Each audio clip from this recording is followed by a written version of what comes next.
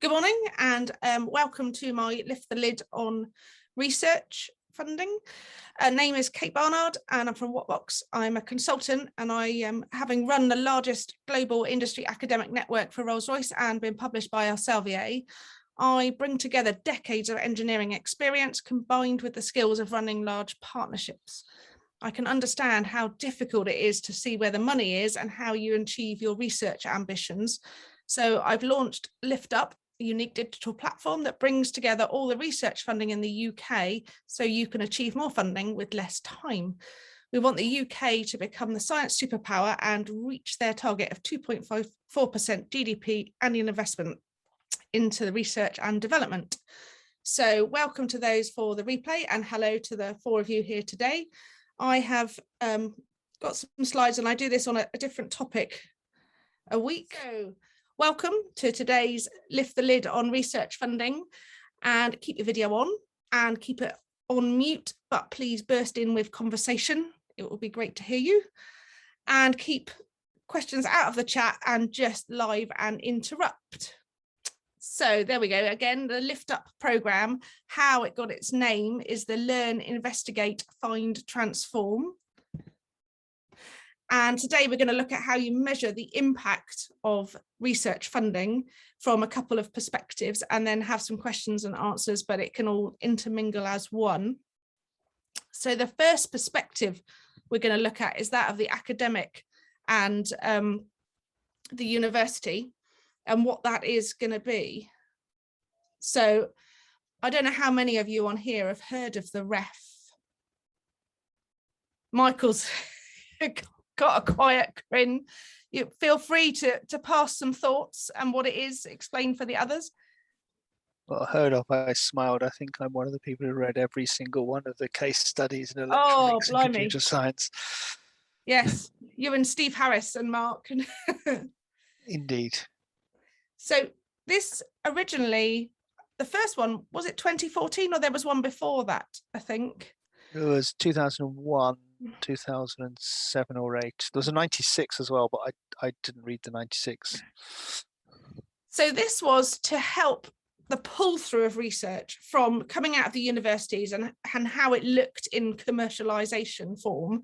And it was a way of looking at the partnerships, what they had done from fundamental, and it was to stop the research councils when they give funding. We discussed last week, they're looking at best science, whereas there's a bit of a conflict here because industry are looking for best commercialization and an answer in a reasonable time frame.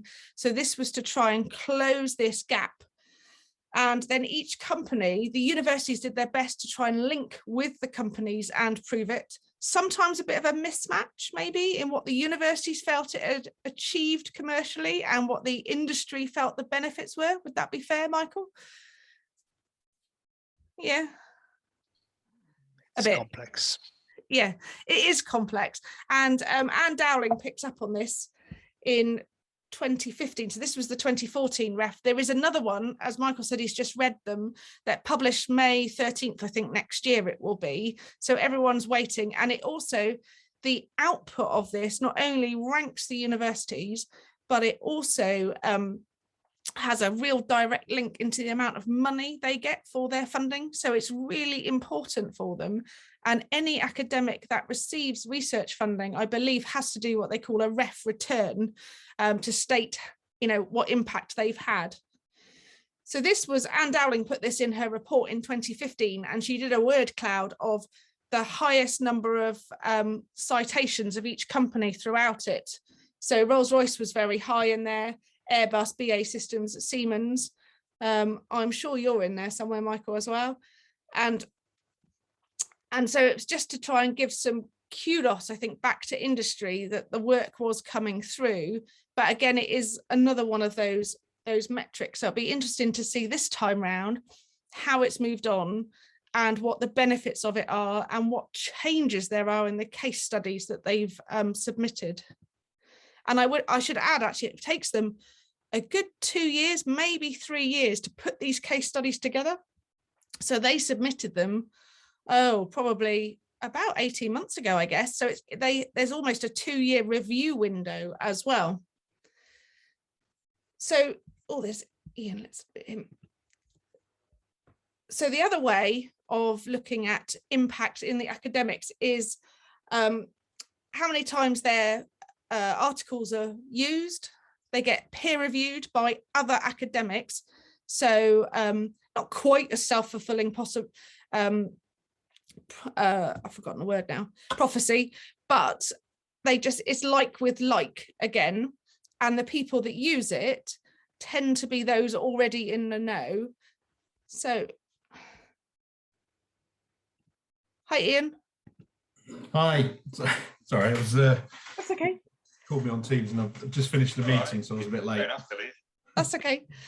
So tools available, Scival. So not many in industry have heard of Scival. It's done by Elsevier. It is a subscription base and a license. They have Scopus as their main tool that holds all the publications. And generally it's the university that have the license. And you can look at it as a really powerful tool. So not only does it have all the publications, Scopus, but Scival Science Valuation allows you to interrogate in the academic world where the publications are. It ranks how good the publication is. So Nature would rank a lot higher than the Beano, for example, and it gives the academics a field-weighted citation index, and they tend to look themselves up. But there's a lot of competitor analysis you can do in there, which universities are doing it, and it has quite a good collaboration feature. But this just shows you how it visualizes some of that stuff. So for example, this on the right is a bubble for AI and where it's being used across which fields. And this would be for a university and where they are in the different sectors and subjects. So now we've got the flip side from the company perspective. One thing that I think gets undervalued by the smaller companies is the talent and skills. So you have apprenticeships coming through, and then you have at the other end, you have the PhDs and the companies in the middle who are above necessarily needing apprenticeships, understanding the value of those PhDs, that they can deep dive in an affordable way into a topic for you. And then actually they want to be recruited at the end of it. Some want to stay in academia, so about 50-50. Some want to stay in academia and some would like to come into industry. If they'd like to come into industry, well, then they generally know your IP because they've signed a disclosure and a studentship agreement. They know your company and they're already up to speed. So it's a good recruitment. As for the company, they're not interested in the citations of it. Well, actually, they'd probably rather there were less citations because the IP they'd like to keep quiet or more under their control. They're looking for the revenue and the bottom line. The intellectual property we've just picked up on, and there are ways to do this in such a way that you can protect your IP but allow publications because they can non-dimensionalize it or take out references to particular companies. Michael, I don't know if you've got examples of this that you've had to do with universities. Oh, hundreds and hundreds and hundreds from both sides of the table. But of course, I can't talk about I think most people overvalue it from both sides most of the time, though. Yes. So there is an element, I think, going back to what was called the Gatorade thing in the States, where people feel that the universities want to have an early investment and own the IP because it could turn into millions. From a company perspective, they feel they need to own it because if it went to court, the universities wouldn't have the finances or the want to back it as much as the company would. But there is a middle ground, but it is one of these ones I think that gets stuck up on the most. And most importantly, I put this here with the lady shaking hands, is these all work because they're based on trust. So if you extend the hand of trust first and don't see it as a short-term win and more of a longer-term relationship, you are more likely to get on. When you come back to reading the distinct bits about the contract, then that trust has gone from that relationship.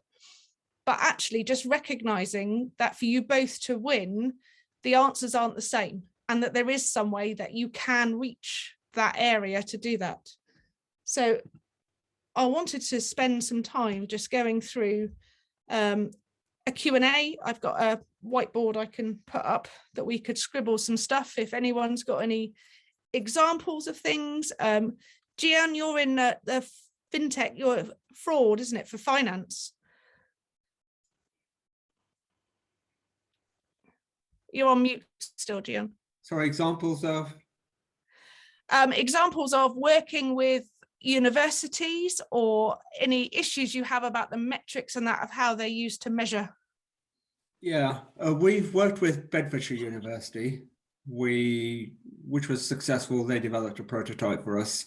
And then we kind of called it a halt at that stage. We're working with Hertfordshire University, but that's more in a sort of their coaching and mentoring us rather than doing anything for us. We are on one of their programs where they coach and mentor us. That's it. I haven't reached out to any other universities yet. Oh, from Hertfordshire, we got some students. We still have one student working for us, and we've had others before where they come in and do a piece of work for us, and it helps them and it helps us. And that has been very successful for us. We're really pleased with that work. So the talent and skills side for you. Yes, yes. And a look to recruit them afterwards, or just continue through a different... We're looking for funding. Once we get the funding, we know the good students that if they're available, we would want to work with us. Great. And Michael, you've got a global portfolio. I should say that you've got a global portfolio based from Huawei still, I believe. Yeah. And any big differences across the universities in the UK? Yeah, it's fair to say that we work with almost every research intensive university in the UK and some of the less research intensive ones. Or to give a typology, it's the type X and the type V, to use the designations that came out of the follow-on to the BREF for looking at impact. But yeah, universities vary a bit, but on the whole, generally it's the same things that they value. They need to get publications. Publications bring citations. Citations bring credibility. Credibility brings money.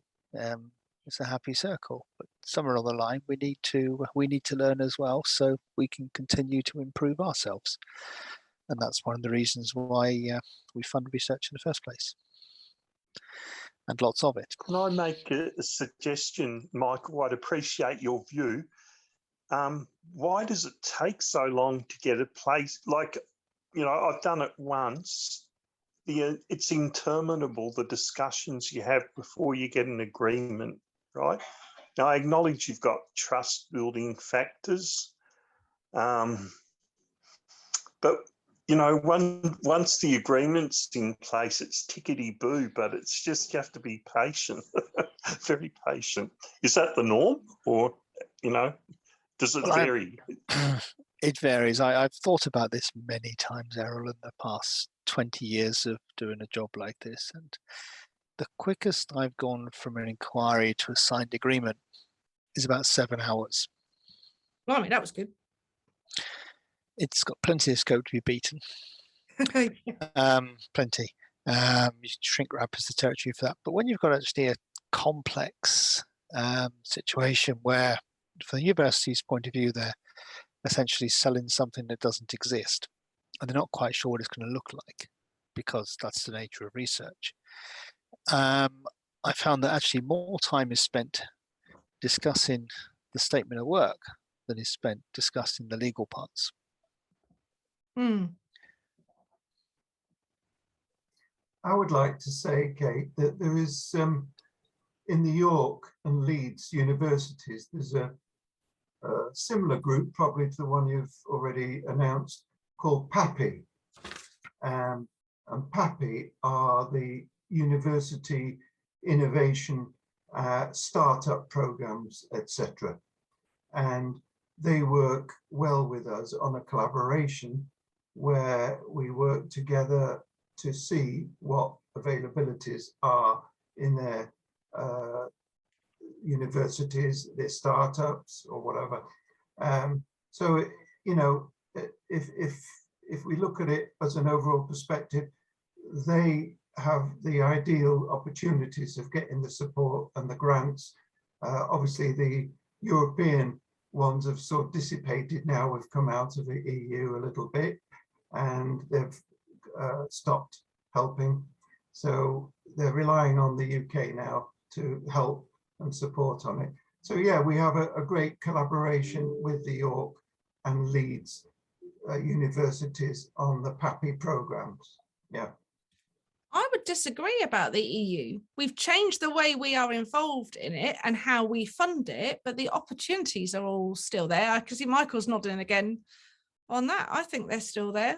Well, they are and they aren't, but Kate, because they've pulled the plug on the ones that they were dishing out the funds on the innovation schemes. They may still have support for the startups, maybe 40–50% of them, but in the main, they're obviously wanting to withdraw and come away from it and leave us to our own devices.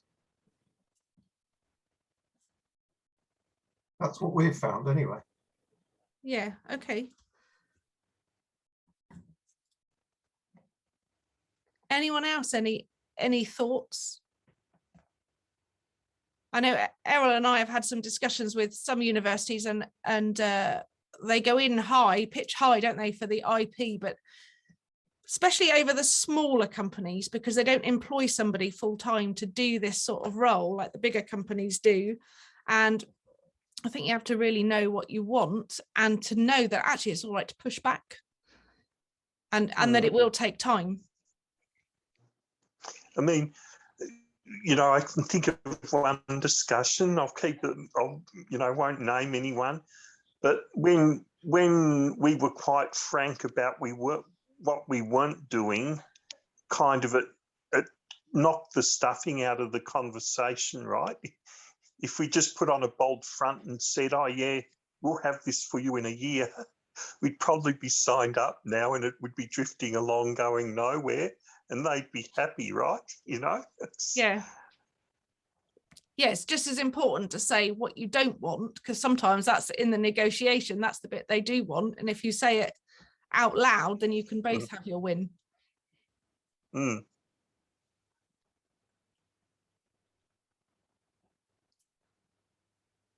So, Gian, what are you looking at next? You're on mute again. Oh, there we go. Sorry, in what way? What do you mean? For extending your university engagements? I think we're going to sort of keep continuing with finding good talent and earmarking them for when we get our funding. And I was just looking at Larry's website and sort of have a discussion with him to see if he can help us get our funding. That's what we're looking for. Once we get that, we can hire the talent that we've earmarked and other talent that we already know of, and we can take our product forward. And have you found the funding that you'd like to do? Not yet, no. Okay.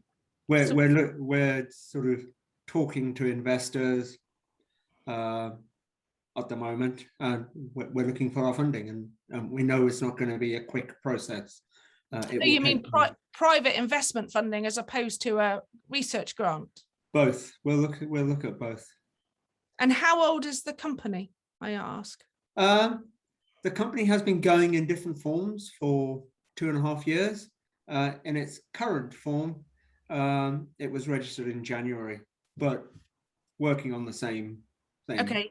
No, the reason I asked that actually, because Tim has joined us, and Tim's a financial advisor. And this week we were talking about the seed enterprise investment schemes for companies under 2 years old. Okay. And I checked out with Tim some stuff with my accountant on how that could help you get investment, but also provide a reward back as a tax refund for the company that invests, or the individuals that invest in you. Okay. I can send you some information on that. Yeah, brilliant. Links. Brilliant. Thank you. But yeah, it's another way. If you're a young company, it still requires giving up equity. But I think the hardest thing when you're small is the time frame. So once you have a really big established portfolio, actually you're already looking ahead and you've got enough people and money to move around and morph your portfolio. But actually when you're small and new, it's a lot of hand to mouth, and you can't work on the certain topics that you're applying for a grant for. So what do? Do you stop? Do you pivot to something else while you wait and find out? Have you lost a year? And I was reading some statistics from CBI this week. There's something like 90% of startups fail in the first 5 years, 10% go in the first year, and the rest between years 2 and 5. Yeah. It's quite staggering. And from a personal side, having the idea is about 1%. It's the execution. We know that. We think we've got a good team in that. My fellow directors, one's runs an accountancy business. He's been in technology for 20 odd years, like I have. And the other director has been in a sales position for big ticket technology products. So we know our way around. We just need that little push to get us going, and then we'll be flying. Hopefully still be there in 5 years' time. Yeah, brilliant. Yeah, I'll go with that, actually, folks, because I could not believe, it was a gobsmack when I heard that most businesses failed in the first year, massive percentage, which is really a shame, really, and they need all the help and support they can get. But looking, and I've connected already with you, Gian, on LinkedIn, but looking, you know, when we talk about the research and people deciding to take the plunge and look at, you know, being a bit more creative and innovative, then even if they fail and even if it doesn't work or the project is unsuccessful, they still get the help and support that is there available for them. So it's an absolute no-brainer for businesses to actually try and come up with something new or something creative that nobody else has replicated. Yeah, brilliant. We think we got something. We're really excited by it. We've been in the industry for 20-25 years. We know we've identified a gap and we want to close it. It's an urgent gap that society's crying out for someone to close. So we're a little bit secretive about it, but we think we've got it. We're really happy. Now we just need to get going, build a prototype, get partnership with a bank to develop it, and away we go. That's wonderful to hear, Gian, because, you know, overcoming problems and solutions is what it's all about, isn't it? Yeah, you know? Exactly. And if you fill the gap and found a niche for it, and, you know, it's your baby and you've developed it, then it's certainly worth looking at. Yeah. Yeah, definitely. I'll be in touch. Thank you. Thanks for connecting with me. You're welcome. Might also be worth talking to the British Business Bank, because they can help. They're targeted with helping companies access funding. Now they can help with, you know, various different forms of funding, but they want to they're a bit of the bridge between the high street banks, where they don't want to kind of lend to high risk companies, and kind of through to investors. So it'd be well worth talking to them. It's just partly what we looked at last week, wasn't it? Was the loan, because I've got one of the loans from them. But yes, so they were doing business support beforehand, but then they became the conduit for all the Civils and all the other innovation support grants that were out there during the COVID. But their core service is really to support SMEs at an early stage, to allow them to grow and access the funding they need to be able to do what they want to do. Yeah. Oh, yeah. Excellent. Thank they you. do a lot of it through the LEPs as well, the local enterprise partnerships. Okay. You've heard me mention them before, Gian? Yes, yeah. Yeah. And also, though, the loan, the bit that we had is originally the loans were set up really to get return on investment and revenue flowing as quickly as possible. So people who wanted to be childminders and like window cleaners, they'd take the loan, buy a van, go out and clean windows and put money back. Whereas we struggled, we got there in the end, but it was the fact that it's going to take 6 months and having the means to pay the loan back whilst we wanted to invest it for something for the better good, knowing it would take a while to get return on that. Get your money back, yeah. An awful lot more paperwork to fill in, I have to say. Yeah. Okay, excellent. Thank you. Thank you, everyone.